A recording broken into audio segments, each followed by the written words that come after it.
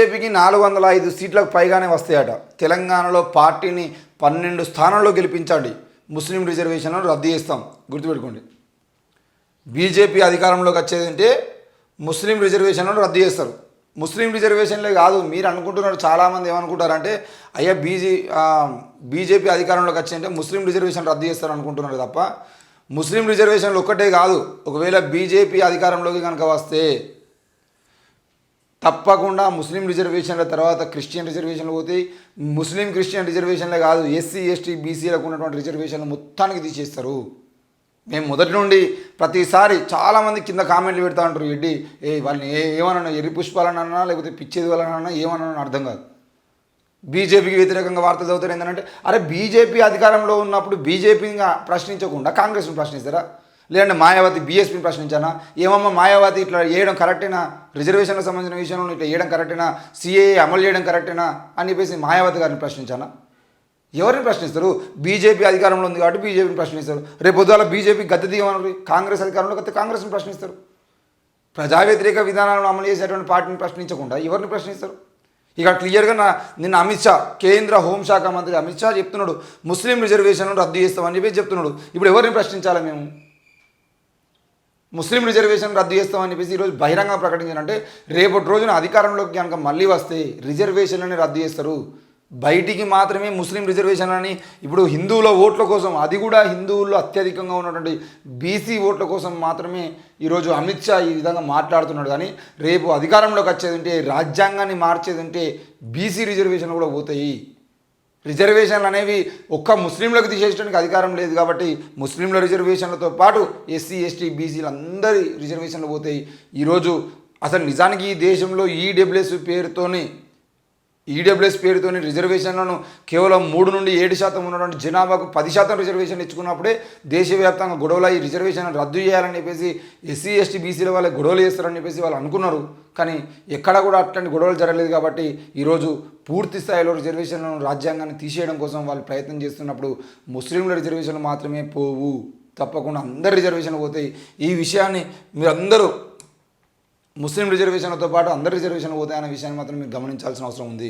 ఎవరైతే కాంగ్రెస్ బీఆర్ఎస్ ఒకటే అని చెప్పేసి మాట్లాడుతున్నాడు, కాంగ్రెస్ బీఆర్ఎస్ ఒకటే అని చెప్పేసి ఈరోజు కేసీఆర్ను రేవంత్ రెడ్డి మాట్లాడుతున్నాడు. అమిత్ షా గారు ఎందుకు అసెంబ్లీ ఎన్నికలకు ముందు కల్వకుంట్ల కవిత గారిని అరెస్ట్ చేయకుండా బీజేపీ బీఆర్ఎస్ ఒకటే అని నినాదం రాష్ట్రం మొత్తం అర్థమైనప్పుడు మీరు ఎందుకు ఆమె మీద ఎంక్వైరీ తీసుకోలేదు? పార్లమెంట్ ఎన్నికలకు అంటే బీఆర్ఎస్ అసెంబ్లీ ఎన్నికల్లో ఓడిపోయిన తర్వాత బీఆర్ఎస్ మాకు అద్దుగా, బీఆర్ఎస్ గ్రాఫ్ పడిపోయింది, బీఆర్ఎస్ మాకు సంబంధం లేదని చెప్పేసి అసలు థర్డ్ పొజిషన్లో ఉన్నటువంటి బీజేపీని సెకండ్ పొజిషన్లోకి తీసుకురావడం కోసం బీఆర్ఎస్ను ఎంతో కొని ఈరోజు బీఆర్ఎస్ మొత్తాన్ని సర్వనాశనం చేయాలనే ప్రయత్నం చేస్తూ కాంగ్రెస్తో కుమ్మక్కై ఈరోజు తెలంగాణలో బీఆర్ఎస్ పార్టీ లేకుండా చేసి ఈరోజు కవితను అరెస్ట్ చేయడము, లేదంటే మిగతా అంటే వీళ్ళకి సంబంధించినటువంటి విషయాల్లో మీరు జోక్యం చేసుకోకపోవడము, వీటన్నిటికి సంబంధించిన విషయాలు చూస్తూ ఉంటే బీఆర్ఎస్ బీజేపీ ఒకటా, బీఆర్ఎస్ కాంగ్రెస్ ఒకటా, కాంగ్రెస్ బీజేపీ ఒకటా అనేది ప్రజలు అర్థం చేసుకునే అవకాశాలు అయితే ఉన్నాయి. మీరు చెప్తే విని గొర్రెల్లాగా తలకాయ ఊపేటువంటి ప్రజలు కాదు తెలంగాణ ప్రజలు. నిన్ననే మీరు ఆల్రెడీ సిద్దిపేటలో రుచి చూసిరు. మీరు సిద్దిపేటలో వాళ్ళు ప్లకార్డులు ప్రకటించినటువంటి విధానాన్ని మీరు చూసిరు. అయినప్పటికీ మీరు మారకపోతే మాత్రం తెలంగాణ రుచి ఎట్లా ఉంటుందని ఆల్రెడీ సోనియా గాంధీ చూసింది. తెలంగాణ ఉద్యమంలో తెలంగాణ పవర్ ఏందనేది మీరు కూడా చూస్తారు. 12 సీట్లు కాదు కదా, ఈ పక్కపంటున్నటువంటి 2 సీట్లు కూడా బీజేపీకి రావు. ఎవరికి గెలిపించాలి? అసలు బీజేపీ పార్టీలో ఎవరిని గెలిపించాలి? కిషన్ రెడ్డి బీజేపీ అధ్యక్షుడు కిషన్ రెడ్డి కాంగ్రెస్ మన బీఆర్ఎస్ ప్రభుత్వం ఉన్నప్పుడు 5 ఏళ్ల పాటు మీరు సెంట్రల్ మినిస్టర్గా బీఆర్ఎస్ ప్రభుత్వంతో కలిసి ఏ పథకాలు తీసుకొచ్చి సికింద్రాబాద్ను అభివృద్ధి చేశారు. ఈటల రాజేందర్ మల్కాజ్గిరి నుండి ఈటల రాజేందర్ ఏం చేసిండు? ఈరోజు ఆయన మల్కాజ్గిరి ఎంపీగా పోటీ చేస్తూ ఉన్నాడు. అంతకుముందు గజ్వేల్లో పోటీ చేసిండు, గజ్వేల్లో హుజరాబాద్లో పోటీ చేసిండు. ఇప్పుడు హుజరాబాద్కు గజ్వేల్కు అత్తనే లేడు, ఓడిపోయిండు అని చెప్పేసి హుజరాబాద్లో కనబడతలేడు, ఇటు గజ్వేల్లో కనబడతలేడు. అంటే ఓడిపోతే ఆ నియోజకవర్గాలకి గజ్వేల్కు ఈటల రాజేందర్ అనే వ్యక్తి ఓడిపోయిన తర్వాత ఎన్నిసార్లు పోయి అక్కడ ఈయన కోసం ఓటేసినటువంటి జనాలకు ఈయన కోసం ఓటేసినటువంటి జనాలను ఎన్నిసార్లు కలిసిండు? ఒక్కసారి కలవలేదు. ఒక్కసారి కూడా గజ్వేల్లో కనీసం ప్రెస్ మీట్ పెట్టలే. మరి ఈటల రాజేందర్ అనే వ్యక్తి రేపు పొద్దుగాల మల్కాజ్గిరిలో ఓడిపోతే కూడా మల్కాజ్గిరి మొహం చూడడు. అసలు వ్యక్తికి ఎట్లా ఓటేయాలి? రఘునందన్ రావు రఘునందన్ రావు అనే వ్యక్తి మాట్లాడే తెలివి ఇంత గొప్పగా ఉన్నప్పటికీ రఘునందన్ రావును మీ బీజేపీ పార్టీ ఎప్పుడైనా పట్టించుకున్నదా? ఎందుకు పట్టించుకోలే? కేసీఆర్ అధికారంలో ఉన్నప్పుడు రఘునందన్ రావు బీజేపీలో అత్యంత గొప్పగా మాట్లాడే వ్యక్తి అయినప్పటికీ ఈయన కేవలం కేసీఆర్ సామాజిక వర్గం కాబట్టి ఈయనకి ఎక్కువ అవకాశాలు ఇచ్చేదంటే ఈయన మంచిగా డెవలప్ అయిన తర్వాత మళ్ళీ కేసీఆర్ దగ్గర పోతారనే భయంతో రఘునందన్ రావు మీరు ఎంత తొక్కేసారో రఘునందన్ రావు తెలియదా, లేదంటే మెదక్ ప్రజలకు తెలియదా? మరి దుబ్బాకలో ఓడిపోయినటువంటి రఘునందన్ రావు ఈయన దుబ్బాకలో గెలిపించండి, దుబ్బాకలో ఈయన చేసిన అభివృద్ధి ఏమీ లేదు. ఎందుకు చేయలే అభివృద్ధి అని అంటే బీఆర్ఎస్ ప్రభుత్వం నాకు అభివృద్ధి చేసుకోవడానికి అవకాశం ఇవ్వలే, రాష్ట్రంలో బీఆర్ఎస్ ఉండేదంటే నేను ఎట్లా అభివృద్ధి చేయాలని చెప్పేసి మాట్లాడండి. మరి ఇట్లాంటి రఘునందన్ రావు ఈరోజు మెదక్ ఎంపీగా పోటీ చేసేదంటే రేపు రోజున కాంగ్రెస్ కేంద్రంలో అధికారంలో వచ్చినా, ఒకవేళ అధికారంలో వచ్చినా రాకపోయినా తెలంగాణలో కాంగ్రెస్ అధికారంలో ఉన్నప్పుడు మరి ఈయనకి ఎట్లా అభివృద్ధి అవుతుంది? అభివృద్ధి చేసేటువంటి అవకాశాలు ఎక్కడ ఉన్నాయి? ఆదిలాబాద్లో ఉన్నటువంటి సోయం బాబురావు ఆదిలాబాద్ ఏం అభివృద్ధి చేసిండు? ఆయన ఈరోజు ఆదివాసీలకు సంబంధించిన విషయంలో ఆదివాసీల కోసం ఆ పోడు భూముల కోసం ఆయన చేసినటువంటి సహాయం ఏమైనా ఉన్నదా? మరి ఆయనను గెలిపించుకొని ఆయనను కేంద్రానికి పంపించేది ఉంటే ఇప్పటి వరకు ఆదిలాబాద్ జిల్లాలో అభివృద్ధి చేసి కనీసం ఆయన సామాజిక వర్గానికి ఆయన అభివృద్ధి చేసింది ఏమైనా ఉన్నదా? ఆయన ఆదివాసీల కోసం ఆదివాసీ బిడ్డల కోసం చేసినటువంటి పథకాలు ఏమైనా ఉన్నాయా? ఏం లేవు. ఈ కరీంనగర్కి వచ్చిందంటే కరీంనగర్లో బండి సంజయ్ అనే వ్యక్తి కరీంనగర్ అభివృద్ధి కోసం ఎన్ని కోట్లు ఖర్చు చేసిండు, కేంద్రం నుండి ఎన్ని నిధులు తీసుకొచ్చి కరీంనగర్లో ఆయన అభివృద్ధి పనులు చేసిండు అని చెప్పేసి ఈరోజు మేము అడుగుతా ఉన్నాం, సమాధానం చెప్పామనండి. అసలు ఆయన ఏ గ్రామాన్ని విజిట్ చేసిండు ఒక్కసారి చెప్పాను. కరీంనగర్లో పలానా ఎలకదుర్తి మండలానికి ఇన్ని కోట్లు తీసుకొచ్చినా, పలానా సైదాపూర్ మండలానికి ఇన్ని కోట్లు తీసుకొచ్చినా, హుజురాబాద్ మండలానికి ఇన్ని కోట్లు తీసుకొచ్చినా, లేదంటే జమ్మిగుంటకు ఇన్ని కోట్లు తీసుకొచ్చినా, మానకొండూరు చొప్పదండి ఏదన్నా కానివ్వండి, పలానా నియోజకవర్గాలు నా నియోజకవర్గం కింద దాదాపు ఈ 7 నియోజకవర్గాలు, ఈ 7 నియోజకవర్గాలలో ఈ నియోజకవర్గం ఇన్ని కోట్ల అభివృద్ధి పనులు చేసినా అని చెప్పేసి చెప్పమని ప్రకటించమనండి. ఎక్కడన్నా ప్రకటించే దమ్మున్నదా? లేదు. మరి ఇట్లాంటి వ్యక్తులు ఈ బీజేపీలో ఉన్నప్పుడు వీళ్ళందరూ కలిసి ఎక్కడ గెలిచేటువంటి అవకాశాలు? వీళ్ళు ప్రజల కోసం ఏం చేసిర్రు? ఈరోజు దుబ్బాకను అభివృద్ధి ఎందుకు చేయలేదు అని అడిగితే అంతెందుకండి, మొన్న ఒక ప్రైవేట్ ఛానల్లో రఘునందన్ రావు కూర్చోబెట్టి మీరు దుబ్బాక అభివృద్ధి కోసం నేను కేంద్రం నుండి ఇన్ని కోట్ల నిధులు తీసుకొస్తా అని చెప్పేసి మాట్లాడారు కదా మీ ఉప ఎన్నికలప్పుడు, మరి ఏమైందని నేను అడిగితే ఆయన చెప్పినట్టు సమాధానం ఏంటి అని అంటే అసలు ఆ కరపత్రం మీరు చూపించే కరపత్రం నాకు తెలియదు, అది నేను రాయలేదంటాడు. మీరు కేంద్రం నుండి డబ్బులు తీసుకొచ్చి అభివృద్ధి చేస్తా అని చెప్పేసి బహిరంగ సభలో మాట్లాడారు కదా అంటే నేను మాట్లాడలే, మీ దగ్గర ఉంటే ఆధారాలు చూపించారు అంటాడు. ఇంత దారుణమైన విషయం అంటే ఇదే రఘునందన్ రావు అనే వ్యక్తి దుబ్బాక నియోజకవర్గానికి ఉప ఎన్నికల తర్వాత గెలిచిన తర్వాత ఎన్ని కోట్ల అభివృద్ధి పనులు చేసిండు? కేంద్రంలో మీ పార్టీ అధికారంలో ఉంది కదా, కేంద్రం నిధులు తీసుకొచ్చి అభివృద్ధి మరి మీ రాజకీయ నాయకులు ఎవరైతే ఉన్నారో ఆ రాజాసింగ్ నియోజకవర్గం కానీ రఘునందన్ రావు నియోజకవర్గం కానీ లేదంటే ఎంపీలుగా ఉన్నటువంటి సికింద్రాబాదు, ఆదిలాబాదు, అలాగే నిజామాబాదు, మరి కరీంనగర్. ఇక నిజామాబాద్ గురించి మాట్లాడుకుంటే ఆ గుండు అరవింద్, ధర్మపురి అరవింద్ అనే వ్యక్తి పసుపు బోర్డు తీసుకొస్తా అని చెప్పిండు. పసుపు బోర్డు ఇక్కడ తీసుకొచ్చిండు.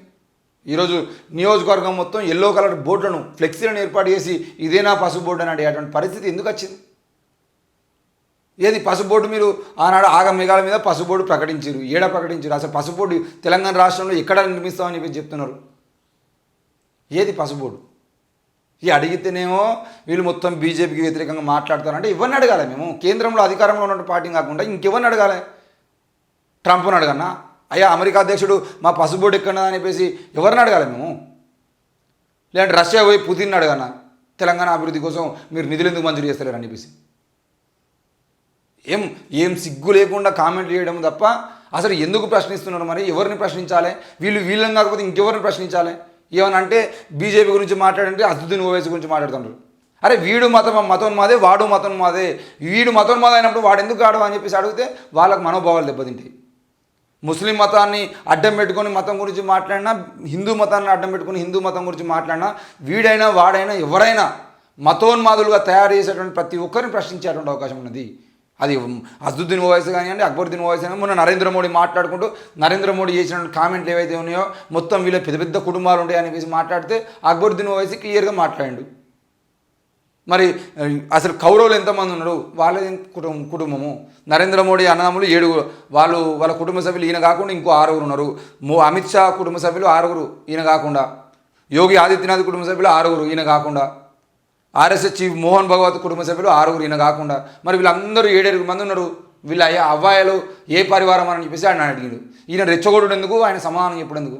ఈ మతోన్మాదికి ఆ మతోన్మాదికి తేడా ఏమున్నది అంటే వీళ్ళిద్దరు కలిసి తెలంగాణ రాష్ట్రంలో మతోన్మాదాన్ని ప్రేరేపించి మతోన్మాద గొడవలు పుట్టించి ఎవరు చావాలి? వీళ్ళ మతోన్మాద గొడవలకి ఎవడు చావాలి, ఎవడు బలి కావాలి? ఈ విషయాన్ని ప్రశ్నించేంటే నువ్వు ఎప్పటికీ వీడినే మాట్లాడుతావు, వాని గురించి ఎందుకు మాట్లాడాలంటే అరే పొద్దుగాల నువ్వు అధికారంలోకి వెళ్ళి దిగిపోవాలని రమ్మను, వాడిని మాట్లాడిపోతే అప్పుడు అడుగు.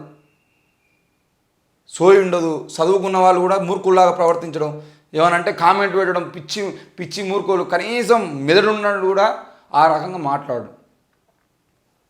ఇక ధరణి కాళేశ్వరం అవినీతిపై చర్యలు ఇవేట. మీరు తీసుకున్న చర్యలు ఇవి, మరి ఎక్కడ పోయినాయి మీ చర్యలు? అసలు కేంద్రం నుండి తెలంగాణ రాష్ట్రంలో జరిగిన అవినీతికి సంబంధించిన విషయంలో మీరు చేసినటువంటి ఎంక్వైరీ ఏమైనా ఉన్నదా? తెలంగాణ రాష్ట్రంలో మీరు చూపించినటువంటి ఇంట్రెస్ట్ ఎక్కడ ఉన్నది?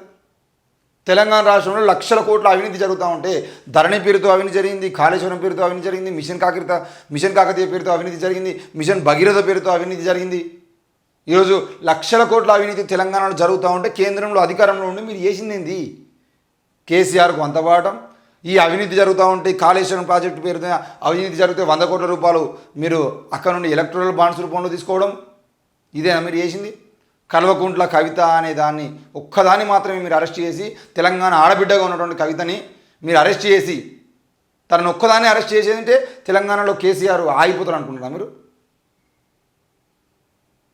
ఏం చేసారు? కవిత గారిని ఒక్కరిని అరెస్ట్ చేసేది ఉంటే తెలంగాణలో బీఆర్ఎస్ పార్టీని అంతం చేద్దాం అనుకున్నారా మీరు? అది కాకుండా తెలంగాణ మీద మీరు చూపించిన ఇంట్రెస్ట్ ఏంది చెప్పండి? తెలంగాణ రాష్ట్రంలో మీరు చూపించిన ఇంట్రెస్ట్ ఎక్కడ కనబడుతుంది? లేదు. ఇన్ని అవినీతి జరుగుతుంది ఉంటే మీరు ఏం చేసారు మరి? కేంద్రంలో 10 ఏళ్ళ నుండి అధికారంలో ఉండి అంటే మీ కళ్ళు కప్పి తెలంగాణలో కేసీఆర్ అవినీతి చేస్తా ఉన్నాడా? దానికి సమానం చెప్పాల్సిన అవసరం ఉంది.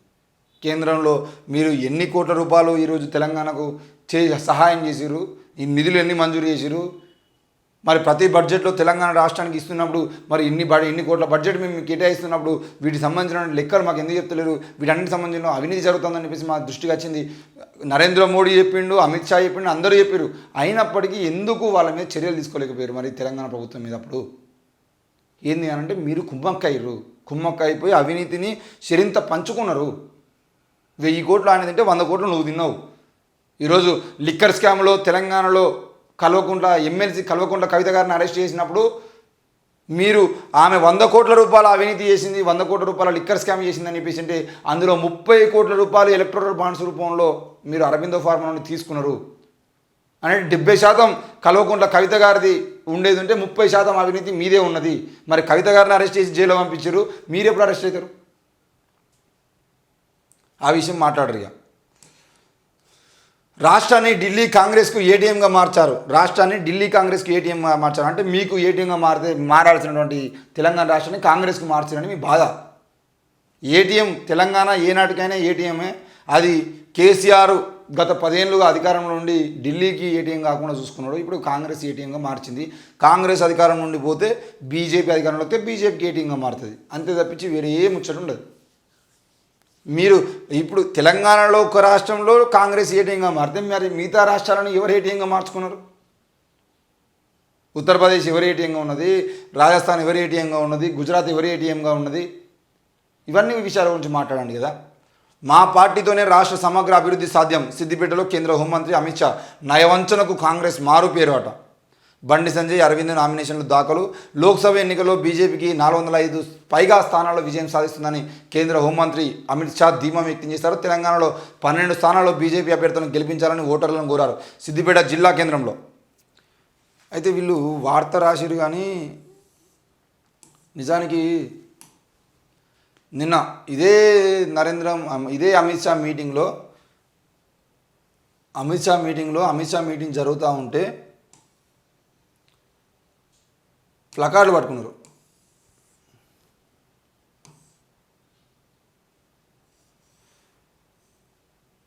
ఇడొచ్చింది.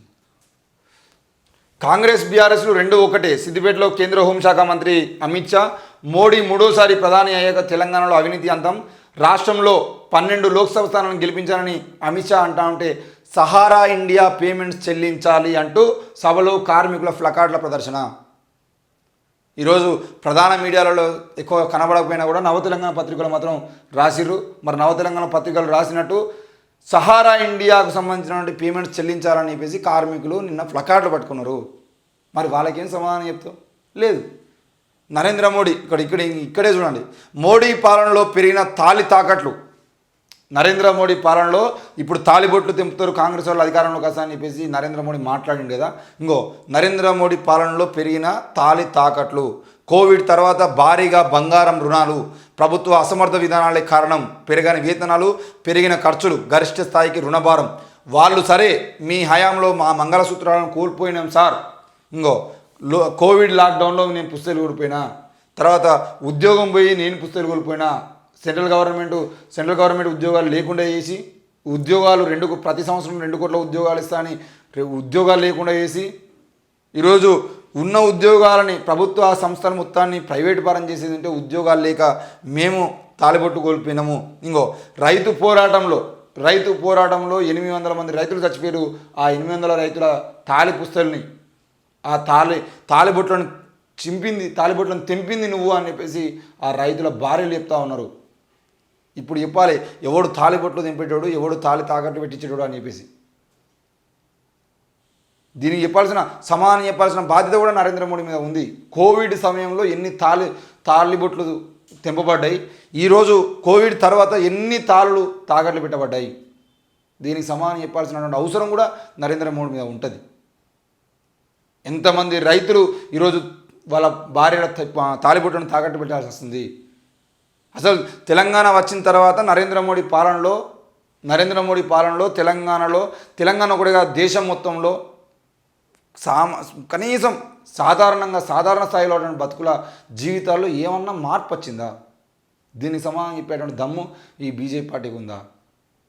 అది చెప్పండి. అది మాట్లాడిన తర్వాత కాంగ్రెస్ మీ మంగళసూత్రాన్ని లాక్కుంటుంది జాగ్రత్త అని చెప్పేసి మాట్లాడిన నరేంద్ర మోడీ, కాంగ్రెస్ పార్టీ హిందూ మహిళలు ధరించిన బంగారు తాలిబొట్లను లాక్కొని వాటిని దేశంలోకి చొరబడిన ముస్లిం మహిళలకు అందజేస్తుందంటూ ప్రధాని నరేంద్ర మోడీ ఇటీవల తీవ్ర వ్యాఖ్యలు చేసిన విషయం అందరికీ తెలిసిందే.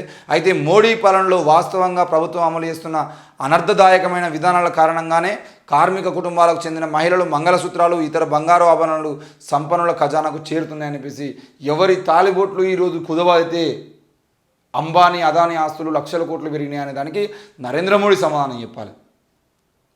మొన్ననే ప్రియాంక గాంధీ మాట్లాడింది కదా, ఇందిరాగాంధీ మా నానమ్మగా ఉన్నటువంటి ఇందిరాగాంధీ అప్పుడున్నటువంటి సమయంలో తాలిబొట్టును తీసి ఇవ్వాల్సినటువంటి పరిస్థితి వచ్చింది. మేము తాలిబొట్లను దేశం కోసం ఇచ్చినాం తప్ప తాలిబొట్లను తెంపలేదు అని చెప్పేసి మాట్లాడింది. మరి పుల్వామా సంఘటనలో ఇప్పటి వరకు ఎంక్వైరీ చేయకుండా ఆ తాలిబొట్లు తెగడానికి కారణమైన వాడు ఎవడు అని చెప్పేసి మేము అడుగుతాను, సమాధానం చెప్పండి.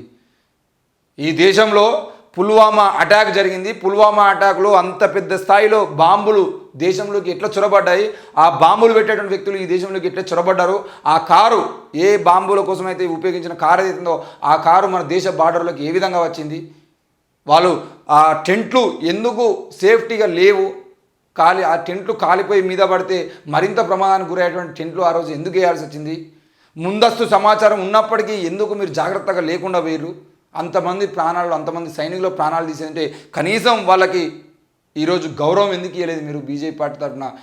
ఆ తాలిబొట్లకు సమానం ఎవరు చెప్తారో చెప్పండి. నరేంద్ర మోడీ చెప్తాడా, అమిత్ షా చెప్తాడో, బీజేపీ నాయకులు ఎవరు చెప్తారో ఆ తాలిబొట్లకు సమానం చెప్పిన తర్వాత ఈ దేశంలో ఉన్న తాలిబొట్లను తీసుకుపోయి ముస్లింలకు అమ్ముతారా, లేదంటే పక్క రాష్ట్రాలకు అమ్ముతారా, పక్క దేశాలకు అమ్ముతారా, కాంగ్రెస్ వాళ్ళు అమ్ముతారా, ఉంచుకుంటారా, ఇవన్నీ విషయం పక్క పెట్టేదంటే మీరు తెంపిన తాలిబొట్లు ఏవైతే ఉన్నాయో, మీరు తెంపిన తాలిబొట్లకు సంబంధించిన విషయంలో మీరు సమాధానం చెప్పండి. పుల్వామా అటాక్లో ఎందుకు మీరు ఎంక్వైరీ చేయలేకపోతున్నారు? పుల్వామా అటాక్లో జరిగినటువంటి విషయంలో తెగిన తాలిబొట్లకు ఎవడు సమాధానం చెప్పాలి? ఇది అడిగితే ఇట్లా ప్రశ్నించేది ఉంటే మళ్ళీ వీళ్ళకి కోపాలు, అయ్యో నువ్వు గట్లా అడుగుతావా, మా బీజేపీ పార్టీని విమర్శిస్తావా అని చెప్పేసి మాట్లాడుతున్నాను. ఇప్పుడు పుల్వామా అటాక్ గురించి ఎవరిని మాట్లాడాలి? పోయి పాకిస్తాన్లో అడగన్నా మేము? ఇక దేవుని పేరుతో ఒకడు, దేవుని మీద ఒట్టేసి మరొకడు, దేవుని పేరుతో ఒకడు ఆడ బీజేపీ, దేవుని మీద ఒట్టేసి ఒకడు రేవంత్ రెడ్డి, దేవుని పేరుతో ఒకడు, దేవుని మీద ఒట్టేసి మరొకడు, అక్షింతలు పులిహోర కాషాయ జెండా పేదల కడుపు నింపవు. అక్షింతలు పులిహోర పేదల కడుపులు నింపవు. ఈ అక్షింతలు పులిహోరలు బంద్ చేసి అమలు కాని హామీలు ఇస్తున్నారు. కాంగ్రెస్ ఓట్లను ఎట్లా అడుగుతుంది భువనగిరిలో మాజీ సీఎం కేసీఆర్? ఇప్పుడు చెప్పండి సమాధానం. దేవుని పేరుతో ఓట్లాడుకోవడము, దేవుని మీద ఒట్టేసి ఓట్లాడుకోవడం తప్ప మీరు ఇంకో మేము ఇంత అభివృద్ధి చేసినాము, ఇంకో ఇంత అభివృద్ధి చేస్తాము అని చెప్పేసి మీరు ఏమైనా మాట్లాడగలుగుతారా? నాకు తెలిసి కేసీఆర్ ఒక్కడే ఇంకో అవునరా భయ్ నేను అధికారంలో ఉన్నప్పుడు ఇవి చేసిన, తెలంగాణ ప్రజలు ఆయనను వద్దనుకొని అనుకున్నప్పటికీ కూడా కేసీఆర్ చెప్పుకుంటున్నాడు నేను ఇది చేసిన అని చెప్పేసి. అందులో మిస్టేక్ జరిగినా కూడా అవును భయ్ ఓ పిల్లర్ కూలిపోయింది ఇప్పుడు ఏంది ఆ రిపేర్ చేయచ్చు కదా అని చెప్పేసి మాట్లాడుతున్నాడు. మరి బీజేపీలో ఎందుకు మాట్లాడుతున్నారు అట్లా? ఈరోజు నౌకాశ్రయాలు అదానికి అమ్మాల్సిన పరిస్థితి ఎందుకు వచ్చింది? రైల్వేను అంబానికి అదానికి అమ్మాలనుకున్న ప్రయత్నం ఎందుకు చేయాల్సి వచ్చింది? విమానాశ్రయాలు అదానికి అప్పచెప్పాల్సిన ప్రయత్నం ఎందుకు వచ్చింది? ఎల్ఐసిని అదానికి అప్పచెప్పాల్సిన అవకాశం ఎందుకు వచ్చింది? ఈ దేశంలో ప్రభుత్వ సంస్థలు నీరు గారిపోయి ఎందుకు అమ్మాల్సి వస్తుంది? వీటన్నిటికి సంబంధించిన విషయంలో మీరు చెప్పగలుగుతారా? లేదు. ఒక్క మాట కూడా కనీసం చెప్పుకోవడానికి వీళ్ళకు ఒక మాట కాదు కదా, వాళ్ళకు చెప్పుకోవడానికి ఒక ఆలోచన కూడా లేదు. ఇంకో మేము చేసిన అభివృద్ధి ఇది అని చెప్పేసి చెప్పుకునే దమ్ము కూడా లేదు బీజేపీ పార్టీకి.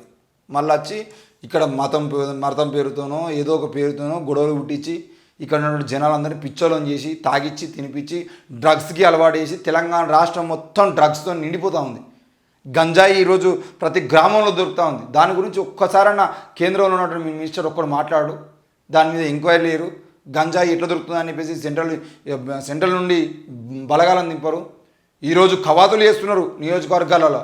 ఎవరిని బెదిరియడం కోసం మీరు కవాతులు చేస్తున్నారు? ఎన్నికల ముందు కవాతులు చేసి ఎవరిని బెదిరిద్దాం అనుకుంటున్నారు మీరు? ఆ కవాతులు ఏదో గ్రామాల్లో గంజాయిల మీద చేయించని కవాతులు లేదు, చేయరు.